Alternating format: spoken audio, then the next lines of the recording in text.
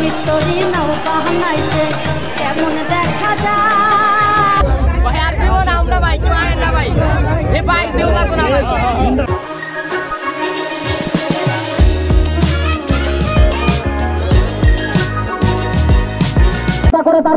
স্বাগতম এলটিভি মিউজিকে, যেখানে আছে সঙ্গীতের ছোঁয়া, ভ্রমণের গল্প আর জীবনের রঙিন মুহূর্ত।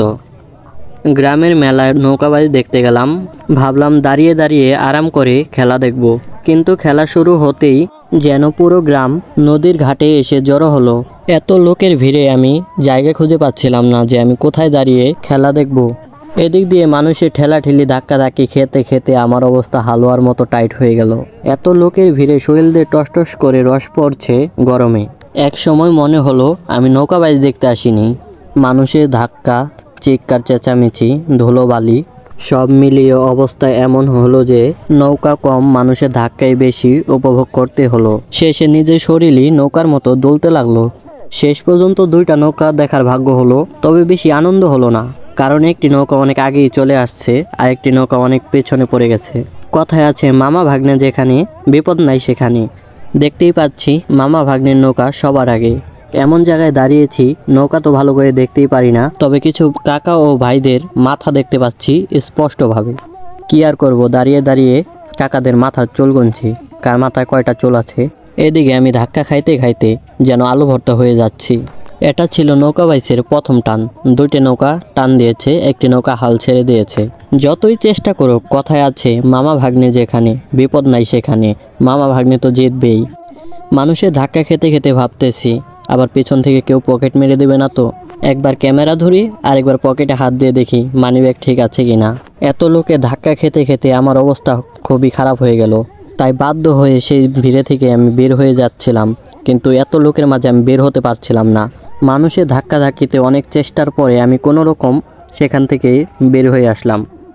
বের হতে হতে আমার চারপাশে যে অবস্থাগুলো সেগুলো আপনারা দেখতেই পাচ্ছেন, কেমন জ্যামে থেকে আমি বের হচ্ছি। আর আশেপাশে লোকজনের অবস্থা দেখেন, একজন বাসের উপর খাড়িয়ে খাড়িয়ে তারপর নৌকাবাজি দেখছে। আর আশেপাশের কথা তো বাদই দিলাম, এখান দিয়ে যারা বাইরে দেখতে পাচ্ছে না তারাও এখানে দাঁড়িয়ে আছে। হাজার হাজার মানুষ আসছে নৌকাবাজি দেখতে, তবে তাদের সবার ভাগ্যে কিন্তু নৌকাবাজি দেখার সৌভাগ্য হয়নি। আমার আশেপাশে তো দেখলেনি মানুষের কেমন ভিড়। এখন যাওয়া যাক ব্রিজের দিকে, দেখি ওইখানের কি অবস্থা। দেখতেই পাচ্ছেন আমি এখন ব্রিজের উপর চলে আসছি। এখানে এত জ্যাম লেগে গেছে যে এখান দিয়ে হাঁটা মুশকিল হয়ে যাচ্ছে, তবুও আমি হাল ছাড়িনি। সবার ধাক্কা ধক্কা খেয়ে আমি আবার চলে আসলাম ব্রিজের ওপরে। সামনের দিকে এগোনোর চেষ্টা করছি। সামনে গিয়ে দেখি একটা অটোরিকশা ব্রিজের ওপরে এসে আটকে গেছে, কোনো মতে বের হতে পারছে না। ব্রিজের ওপর এক ভাই বাইক নিয়ে আসে, এমনকি সে বিপদে পড়ে যায়, এখান থেকে কোনোভাবেই বের হতে পারছে না।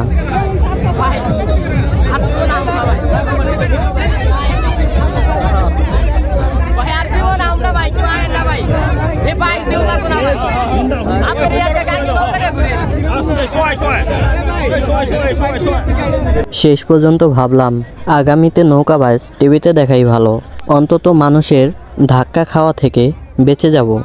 তো আজকের ভিডিও এই পর্যন্তই। সবাই ভালো থাকবেন, সুস্থ থাকবেন, দেখা হবে পরের ভিডিওতে।